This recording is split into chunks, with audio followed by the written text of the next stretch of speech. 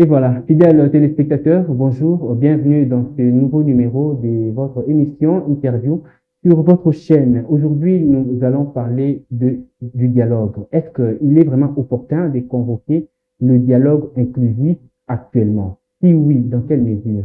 Quels sont les éléments qui montrent que le moment est vraiment venu pour le chef de l'État d'engager le pays dans un dialogue inclusif tant attendu par bon nombre de nos compatriotes? Et dans quelle mesure, évidemment, ce dialogue permettra au pays de sortir du pétrin dans lequel nous vivons? Voilà la problématique qui retiendra notre attention autour de ces assises. Je ne suis pas seul. Je reçois pour vous Monsieur Dani Moustampa. Il est analyste politique. Il est également expert en paix et de négociation, des résolutions des conflits. Il a pas mal de fonctions qu'il assume dans notre pays. Il est également membre de l'Union sacrée de la nation. Je l'ai reçu sur ce plateau. Je lui dis bonjour, bienvenue Monsieur Dani. Bonjour. Je pense que vous allez bien. Oui, tout va doucement. Alors, j'aimerais que vous allez vraiment très à l'aise. Okay. Et je n'ai pas massacré votre nom. Non, malheureusement, tu n'as pas massacré. Hein? Je n'ai pas massacré votre nom. Parce que j'aime pas massacrer les noms des gens. Ça peut constituer aussi une infraction. Bon, c'est une infraction, mais ça peut être peut-être par inadvertance que vous puissiez peut-être avoir des trous de mémoire, par exemple, que vous oubliez. Donc, ça dit que nous sommes humains, donc c'est tout à fait normal. Okay. Voilà. Alors, vous serez à l'aise si on tenait ces assises en français lingala ou comment? Bon, étant congolais, vu les enjeux, la gravité de la chose, donc je pense que le message peut passer d'une manière bilingue. Ok. Donc, lorsqu'il s'agit de dire à lingala, ce n'est pas grave, et quand il s'agit de parler en français, donc voilà. Voilà. Puisque on vient de trouver un accord, moi je prendrai mes questions et je vais me lancer déjà dans la chose. Déjà, quelques jours passés, vous aviez suivi le chef de l'État après avoir reçu les responsables des confessions religieuses. Il a levé l'option d'engager le pays dans un dialogue inclusif pour pouvoir faire sortir le pays de la crise. Est-ce que pensez-vous que le moment est venu pour n'aller qu'engager le pays dans le dialogue ou il faudrait encore passer dans un mécanisme? Votre analyse, votre lecture, c'est quoi? Oui, je pense que selon mes analyses, le pays traverse un moment très difficile. Nous sommes censés en nous mettre sur la même table pour essayer de décortiquer le pour et le contre. Okay. Mais non, la problématique en est que avec qui nous allons dialoguer? Avec des rebelles. Moi, je ne pense pas que nous allons dialoguer avec des rebelles. C'est-à-dire, il faut que le fils du pays se mette sur table pour essayer d'échanger, de voir le pour et le contre pour l'émergence du pays. Voilà. Donc, on ne peut pas négocier avec les rebelles. Or, nous savons très bien que ce sont eux qui nous agressent, ce sont eux qui nous dérangent. Mais si on les excluait dans le dialogue, ne pensez-vous pas que si on parlait seulement entre nous, ça sera apparemment un coup d'épée dans l'océan? Moi, je pense que on ne peut plus négocier avec des rebelles. Depuis l'avenue de Mosé Kabila jusqu'à nos jours, le pays a été pris en otage. Et c'est grâce au président Félix Tshisekedi qu'aujourd'hui le pays prend l'essor. Alors, que diriez-vous par rapport à ça? On ne peut pas négocier avec des rebelles. D'ailleurs, ils ont été sanctionnés. Comment nous allons négocier avec des rebelles?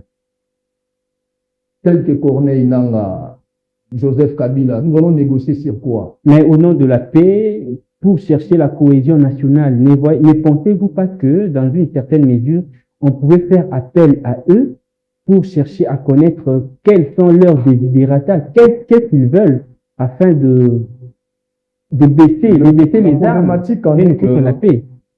Pour eux, c'est le partage des gâteaux. Alors, le peuple congolais n'est plus naïf. Nous ne sommes plus naïfs. Et pour l'instant, ce n'est pas le partage des gâteaux. Nous voulons l'avenir du pays doit être rassuré. Mais avec qui? Si nous voulons dialoguer, nous, en tant que Congolais, nous allons dialoguer entre nous, mais pas avec des rebelles. Pas avec des rebelles. D'ailleurs, ils ont été sanctionnés. Pourriez-vous négocier avec ceux-là qui ont été sanctionnés?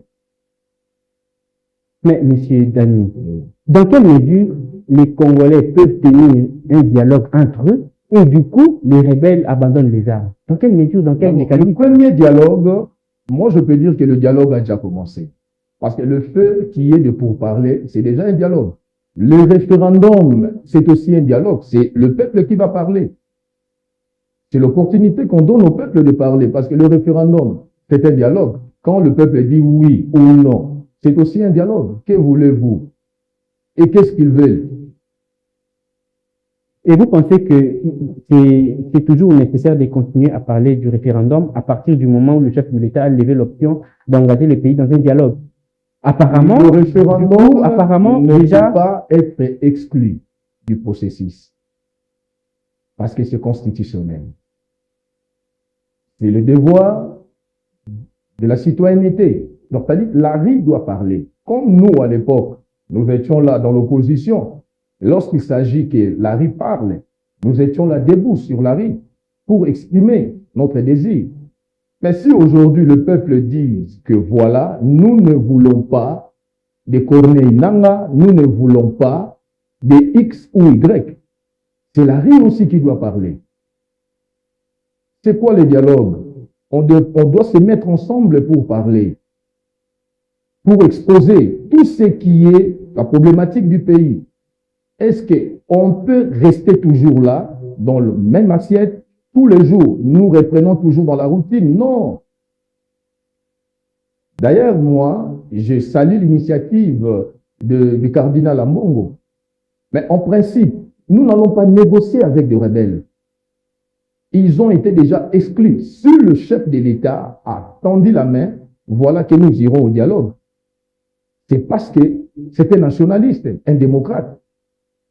Mais ce n'est pas d'imposer que voilà, si nous voulons aller au dialogue, comme Denis Sesanga, il a déclaré qu'il faut que Kabila puisse participer au dialogue. Kabila, c'était rebelle. Kabila égale M23. Kabila égale le Rwanda. Kabila égale la rébellion. Avec plus de 8 millions de peuples qui ont été massacrés. Que voulez-vous? Mais lorsque vous excluez Kabila au dialogue, lorsque vous excluez Nangaa du dialogue, lorsque vous excluez des rebelles, alors que tout ce que nous vivons aujourd'hui, des massacres, pillages et autres, ça vient d'eux. En quelque sorte, ils réclament quelque chose. On devrait normalement les écouter pour savoir leur desiderata et puis on ne peut pas la paix réclamer quelque chose en tuant nos mamans à l'Est, en faisant du n'importe quoi à l'Est. Le pays nous appartient tous. Mais ce n'est pas de cette manière que les choses doivent se dérouler. C'est parce que vous vivez à Kinshasa, nous vivons à Kinshasa, mais ceux-là qui sont à l'Est, comment ils vivent? Ce n'est pas normal. Mais alors, dans ces cas, le dialogue ne sera plus inclusif, parce que vous avez déjà la réaction de Denis Sesanga qui dit non, on ne peut pas tenir le dialogue sans Kabila. Mais justement, selon les opposants, oui, on devrait tenir un dialogue tout en incluant tout le monde dans le chapitre. Non, lorsque vous dites que non, telle personne ne peut pas prendre part, ça veut dire, en quelque sorte, le dialogue n'est plus inclusif. Non, mais Denis Sesanga ne peut pas imposer le pays. Le pays appartient à tous. Non, mais il n'impose pas. Non, c'est déjà une imposition. Son avis, en tant que son avis au moment où il sait que Kabila a été déjà exclu du processus. Kabila parlait de la soudanisation. Quelle a été la motivation? Nangaa a parlé de la soudanisation. Quelle a été la motivation? On ne peut plus négocier avec des rebelles. On ne peut plus. Nous allons nous mettre ensemble en tant que fils du Congo. Nous allons parler du Congo, mais pas avec des rebelles. Voilà, nous ne pouvons pas parler avec les rebelles, mais entre fils et filles du Congo. Mais à partir du moment où on a besoin d'une cohésion nationale, Oui. d'une paix durable, pensez-vous qu'il y a possibilité de continuer à fouiller dans le passé? Ou on devrait quand même fermer l'œil dans ça pour se dire que non, voilà, oublions le passé, tournons la page, regardons maintenant dans la même direction. Nous allons oublier le passé et nos mamans qui ont été violées. Il faut aussi l'oublier. Ceux-là qui ont été mis en prison, il faut l'oublier. C'est un problème purement des Congolais, oui, mais pas avec des rebelles. Pas avec des rebelles. Comment est-ce que l'opposition peut défendre Kabila? Kabila fait plus de 18 ans au pouvoir. Les pays étaient dans les oubliettes. Les Congos étaient dans les oubliettes, mais c'est grâce à son excellence Félix Antoine Tshisekedi. Aujourd'hui, le pays est dans les sorts. Voilà. Il faut aussi se dire que c'est grâce aussi à Joseph Kabila que Tshisekedi est au pouvoir. Il y a eu passation du pouvoir civilisé. Pourquoi vous oubliez cet aspect des choses, vous qui êtes des l'Union sacrée, M. Daniel? Cher ami, je peux te révéler une chose. Allez-y. Vous vous souviendrez de l'accord de Saint-Sylvestre. Il y a eu un aspect transition sans Kabila.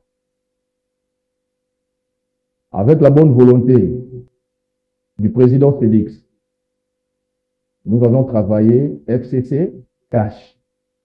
Pour moi, ça c'est moi. Le FCC cash, le président Félix n'a pas bien travaillé. Et je dirais que le deux mandats que le chef de l'État fait, c'est sous forme d'une transition sans Kabila. Et, Ah bon? effectivement, parce que ça a été mentionné, c'est une transition sans Kabila. Et c'est après 2028 que le chef de l'État va commencer ses mandats.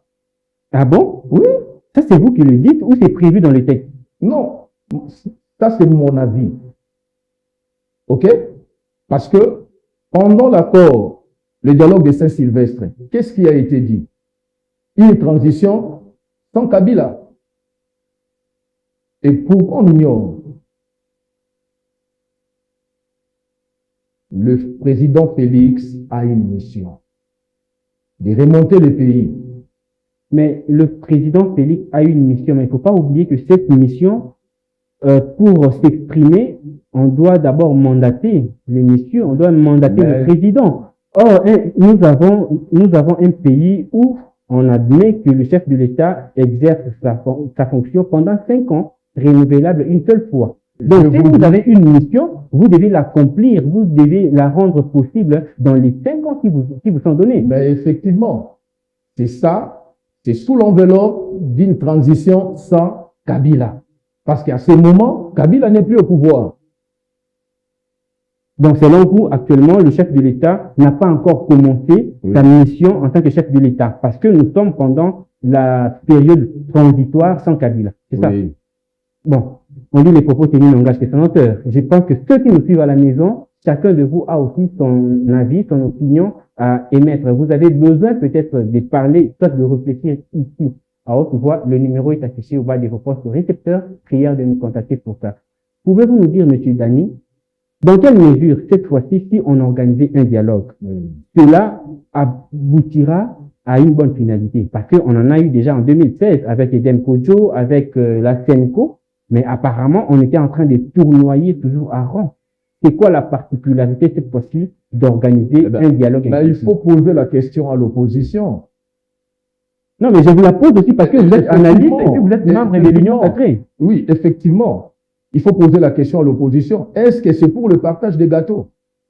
Le peuple n'est plus dupe. C'est pour l'émergence du Congo. Voilà, nous applaudissons. Mais c'est pour le partage des gâteaux. À quoi bon? Et dialoguer avec nous. Nous avons besoin des fils et des filles du pays. Et selon vous, lorsque le chef de l'État a levé cette option, c'était pourquoi? C'est pour le partage de gâteaux ou c'était justement pour répondre aux besoins de la population? C'est-à-dire, c'est répondre aux besoins de la population et c'est l'esprit des nationalistes. Dans quelle mesure cela va répondre aux besoins de la population? Eh bien, pendant les assises, il y aura une feuille de route. Et il y aura des articles et des alinéas. Mais si c'est pour le partage des gâteaux, ok, voilà, il y a X, Y qui veut le gâteau. Non. Le président est en cours de son mandat. Il est le garant de la nation. Il est le chef de l'État, notre chef. Le peuple n'est plus dit. Chaque chose a son temps. C'est grâce au président Félix Tshisekedi qu'aujourd'hui le Congo avance. Dans quel secteur, par exemple? Dans tous les secteurs. Dans tous les secteurs. Même si vous posez la question à la diaspora, ils vous diront que pendant une période, ils ne voulaient pas croire au président. Mais aujourd'hui, tout le monde est d'accord. Raison pour laquelle nous voulons l'accorder un mandat. Pendant que le dialogue inclusif s'annonce déjà, apparemment, l'histoire du changement de la Constitution semble être oubliée. Comment réagissez-vous par rapport à ça? Du changement de la Constitution ou le changement des constitutions? Le changement de la Constitution. La Constitution est révisable. Non, mais ici, nous ne parlons pas de la révision, nous parlons du changement. Mais quand vous dites le changement de la révision et le changement de la Constitution, c'est-à-dire il y a une modalité de revoir, il y a une modalité de modifier, il y a une modalité de faire le toilettage. Parce que notre Constitution est obsolète. C'est une Constitution de belligérants,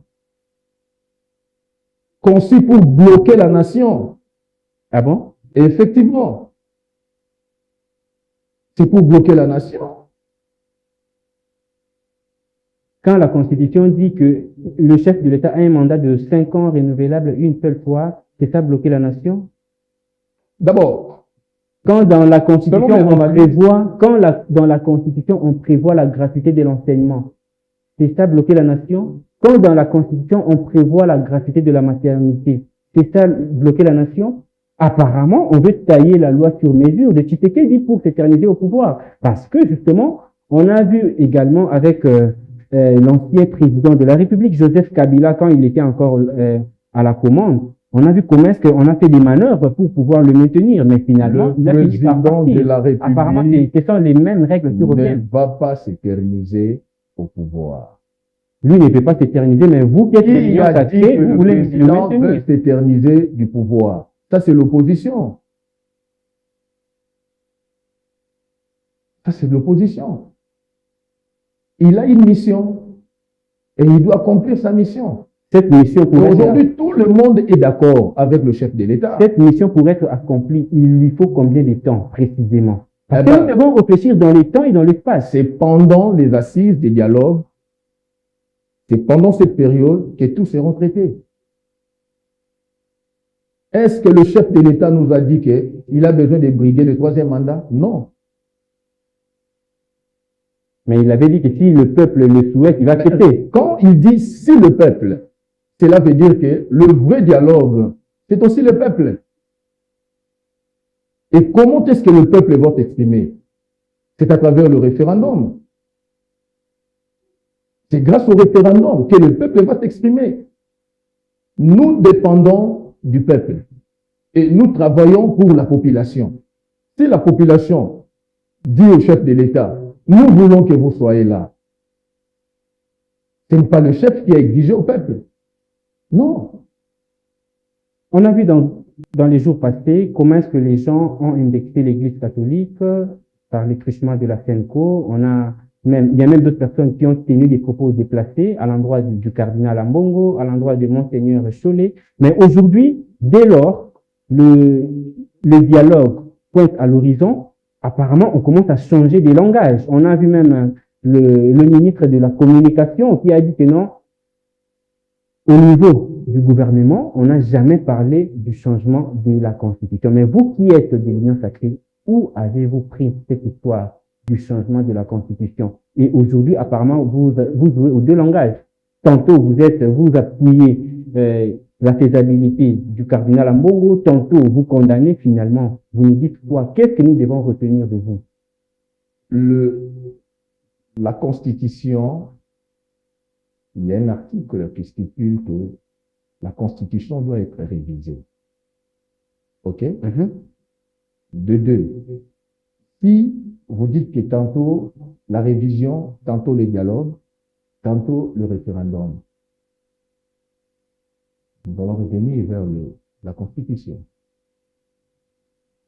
La Constitution est le socle. La Constitution définit tout. Et si le peuple se décide, la rue parle que nous voulons du chef de l'État. Vous connaissez la suite. Monsieur Dani, vous êtes membre de l'Union sacrée. Vous accompagnez le chef de l'État? Oui. Vous l'accompagnez. Alors, lorsque vous regardez le mode opératoire de l'Église catholique actuellement, est-ce que c'est tout à fait différent d'il y a cela 10 ans passés? La façon dont l'Église catholique posait son regard à l'endroit de Joseph Kabila, la façon dont l'Église catholique posait son regard à l'endroit du régime Kabila, c'est pareil avec Tshisekedi ou l'Église catholique a changé? Lorsque vous parlez de l'Église catholique, vous faites allusion à quoi? Non, c'est une parenthèse que j'ai ouverte, non, que je vais refermer, parce qu'on a vu il n'y a pas longtemps comment est-ce que le secrétaire général de l'UDPS avait dit que non, d'ailleurs... Vous parlez de la Senko ou bien de l'Église catholique? Mais la Senko, c'est une écriture dans l'ancêtre de l'Église catholique. C'est une branche politique. Non, pas politique. Je reviens à ce que je dis. La Senko, c'est une structure dans l'enceinte de l'Église catholique. Ça veut dire... Il faut faire la différence. L'Église catholique... L'Église catholique, oui. La Senko fait partie. Ben, il faut faire la différence entre la Senko et l'Église catholique. Apparemment, cette question a dérangé. Non, ça n'a pas dérangé. Lorsqu'on parle de l'Église catholique, nous avons des fidèles, nos mamans qui sont de l'Église catholique. Est-ce que la décision d'Ambongo, lorsque je parle, la décision lorsque je parle de l'Église catholique, c'est la décision des mamans catholiques. Lorsque je parle de la décision de l'Église catholique, oui, je fais allusion, n'est-ce pas, aux responsables de cette Église. Nous avons des pères évêques qui sont là. Mais nous sommes dans un pays démocratique. Ça veut dire? Ça dit que chacun a le droit de faire son choix. Donc, vous voulez dire que non, actuellement, la décision, soit la prise de position je ne suis pas contre la prise de décision en harmonie avec les je ne suis pas contre la prise de décision d'Ambongo. C'est un fils du pays. Mais j'ai dit, il faut faire la différence entre la Senko et l'Église catholique. Mais bien que la Senko fait partie de l'Église catholique. Mais pourquoi aujourd'hui la prise des positions de la Senko dérange, alors que c'est la même faisabilité qu'à l'époque de Joseph Kabila? Lorsque l'UDPS était dans l'opposition, l'Église catholique était au milieu du village, oui, selon ceux de l'UDPS. Mais aujourd'hui, une fois aux affaires, apparemment, l'Église catholique commence à travailler pour les comptes du Rwanda. Déjà, il y a des spéculations allant dans ce sens. Comment vous pouvez justifier cela? Ils ont prouvé que le pays est agressé. Et le pays appartient aux Congolais. Et le pays restera aux Congolais. Voilà. C'est l'Église catholique qui a compris ça. Au départ, elle n'avait pas encore compris. Elle a compris maintenant? Non, mais nous sommes agressés. Nous sommes agressés. Si moi, j'ai mes cousins qui sont à l'Est, c'est tout comme en Bongo, il peut avoir aussi ses cousins qui sont aussi à l'Est. Le pays est agressé. Et notre pays est agressé par le M23, par l'AFC. Voilà. Quelle sera votre réaction si aujourd'hui la Senko prend la médiation du dialogue inclusif? Eh bien, concernant la médiation, je dirais que, selon mon entendement, on ne peut toujours pas donner à la Senko. Nous aurons besoin des médiateurs. Justement, oui, on a besoin de la médiation, on a besoin d'un médiateur. Mais si on attribuait cela à la Senko, soit à l'Église catholique, oui, comment réagirez-vous? Eh bien, il y aura des préalables.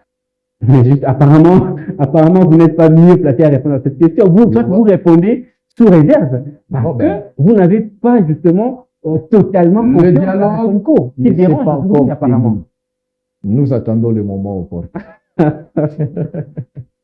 Voilà. Fidèles téléspectateurs, comprenez que chacun de nous est libre d'émettre ses avis par rapport aux scrutin qui s'annonce déjà, parce que le chef de l'État avait pris l'option, n'est-ce pas, d'engager le pays dans un dialogue inclusif. Mais apparemment, d'autres personnes semblent être déçues. Il y a d'autres personnes qui se disent être déçues parce que pour elles, on devrait normalement procéder directement à la promulgation du référendum au lieu d'engager encore le pays dans le dialogue. Alors que pour les deux précédents dialogues, ça n'a pas abouti. Qu'est-ce que vous pouvez dire par rapport à ça? Nous avons un débatteur qui attendait Mordicus, qui est... Quels sont les dialogues qui n'ont pas abouti? Mais en 2016, on a eu le dialogue avec Edem Kodjo. Oui. On a eu également le dialogue avec la CENCO, l'accord de Saint-Sylvestre, mais apparemment, ça n'a pas abouti. Qui a chapeauté ces dialogues? Non, mais c'est aux téléspectateurs de répondre à cette question. Mais c'est Kabila. Il avait son agenda. Donc, c'est parce que Kabila qui a chapeauté ces dialogues, voilà pourquoi ça n'a pas abouti. Et effectivement. Et cette fois-ci, comme ça sera chapeauté par Tshisekedi, ça va aboutir. Ça va aboutir. Parce que c'est un fils du pays. En quoi Tshisekedi est différent? En quoi Tshisekedi est spécial de Kabila? Il y a certaines choses que l'œil voit et l'œil témoigne. Tous nous sommes d'accord que le fils du pays, son Excellence Félix Antoine Tshisekedi, est en train de travailler pour l'intérêt de la nation. C'est un vrai nationaliste. Le simple fait d'être fils du pays, c'est ce qui pousse à l'homme de travailler pour les intérêts de son pays. Effectivement. Mais Corneille Nangaa est fils du pays. Qu'est-ce que vous allez dire pour son cas? Eh bien, Corneille Nangaa, c'est un rebelle. Il travaille sous tutelle du Rwanda. Il a tourné Kazakh au pays. Imaginez-vous. Nous allons dialoguer avec le fils du pays. Nous allons dialoguer entre nous, le Congolais. Selon vous, qui doit prendre part à ce dialogue et pourquoi? Parce que tout le monde se dit être Congolais. Mais finalement, qui doit prendre part? C'est ça que je te dis que pour prendre part aux assises du dialogue, il y aura une fédérée qui sera mise dans la disposition. Et cela va permettre à ce que nous connaissions qu'est-ce que nous allons faire et quels sont les dossiers que nous allons traiter. Pensez-vous que la sélection, soit le critère du lieu, soit de l'endroit où le dialogue va se tenir, va poser problème? Cela dépendra de la hiérarchie. Parce qu'il se peut que le gouvernement se décide d'organiser le dialogue ici à Kinshasa. Par contre, d'autres personnes se sentiraient peut-être mal à l'aise, en insécurité en venant ici. À ce niveau-là, comment on va procéder? Non, mais ceux-là qui sont en insécurité, il s'agit de qui? Des rebelles ou des fils du pays? Il faut se poser la question. Parce qu'il y a ceux-là qui ont été déjà sanctionnés. Comment une personne qui est sanctionnée peut assister au dialogue? Au moment où nos mamans, nous avons des vœux. Moi, j'ai étudié à l'université. J'ai eu un collègue, il a perdu ses parents. Imaginez-vous.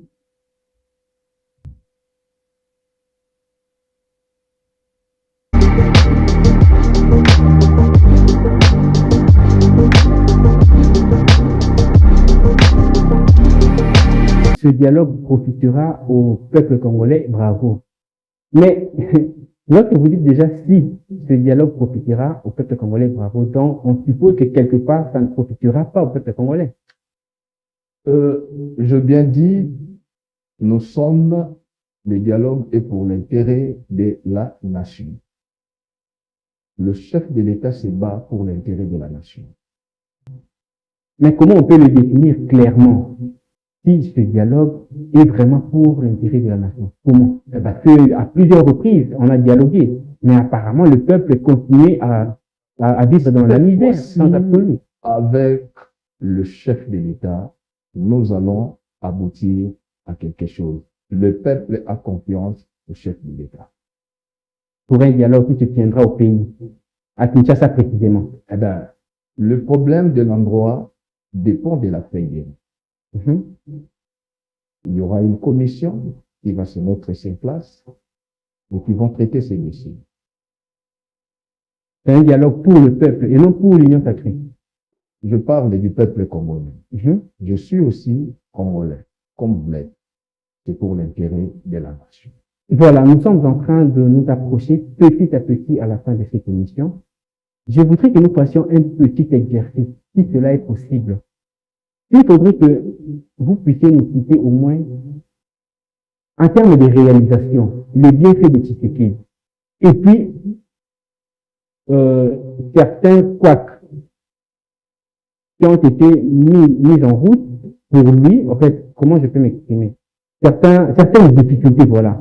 Certains éléments qui lui ont rendu la tâche difficile pour ne pas accomplir sa mission comme il se doit. Le président a réalisé presque à 90% positif. 90%. Oui. OK. Raison pour laquelle nous avons voté encore pour la seconde. Et ce travail humain, il y a toujours eu des failles. Mais au moins, nous disons bravo au chef de l'État. Donc, s'il faudrait que nous puissions lui accorder un troisième mandat, ça sera sur base de ces différentes réalisations.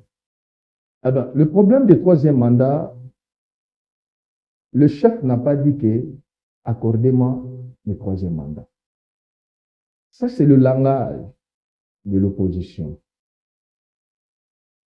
Le chef de l'État n'a pas dit accordez-moi le troisième.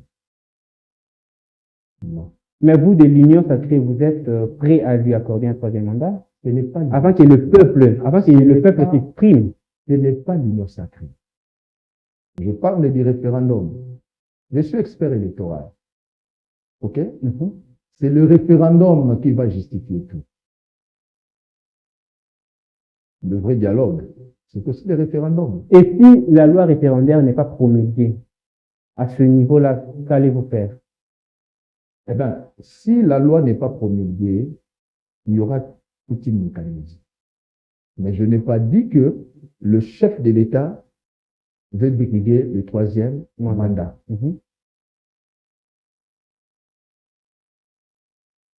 Voilà, nous sommes en train de finir. Je vais vous laisser 3 minutes. Vous avez peut-être un message à passer à nos téléspectateurs. Là, vous allez choisir la langue. Si vous voulez passer ce message en français, vous êtes libre. Si vous voulez passer ce message en lingala, vous êtes libre. Soit vous choisissez l'une des langues nationales de notre pays pour passer le message à tous les téléspectateurs qui nous suivent par rapport au sujet choisi. Batata Bamama, Bana ya Congo, pour soutenir Mokonzi Mboka. Avant la initiative ya Malamo, avant la souci à peuple congolais. Tolingi, président Nabiso Félix Antoine Tshisekedi, l'homme du peuple, et toujours soutenir lui. Il a dédié le pays entre les mains de l'Éternel. C'est une grâce d'avoir un président comme le chef de l'État, Félix Antoine Tshisekedi. Et moi, je suis fier d'avoir un président comme notre président actuel. Il a les soucis du peuple. À tout moment, lorsqu'il y a un couac, il se présente.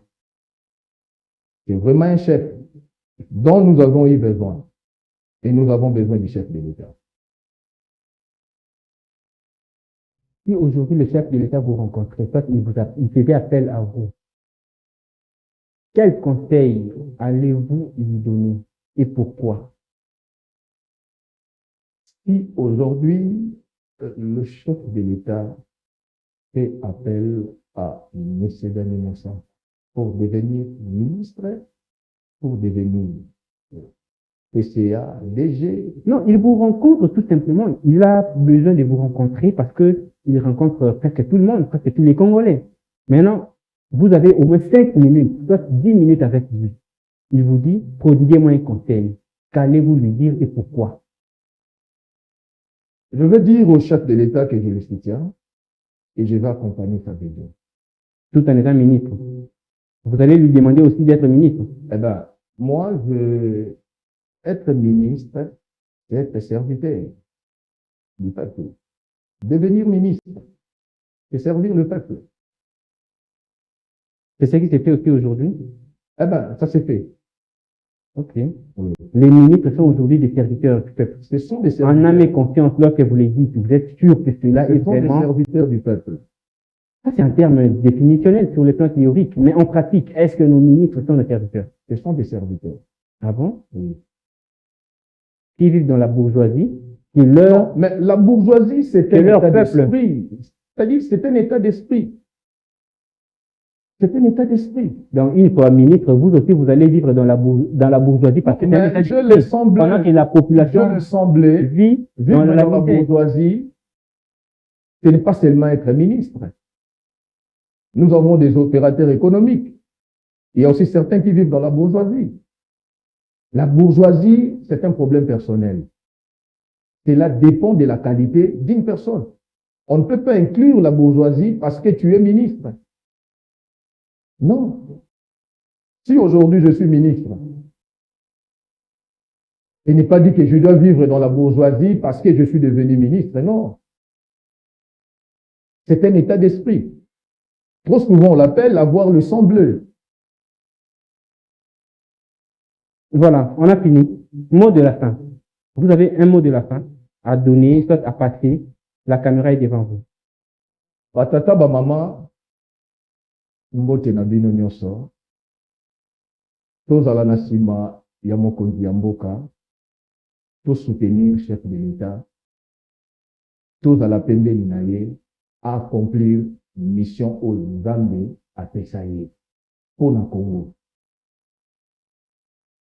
Biso nyonso tolobi iyo na sima ya mokonzi ya mboka.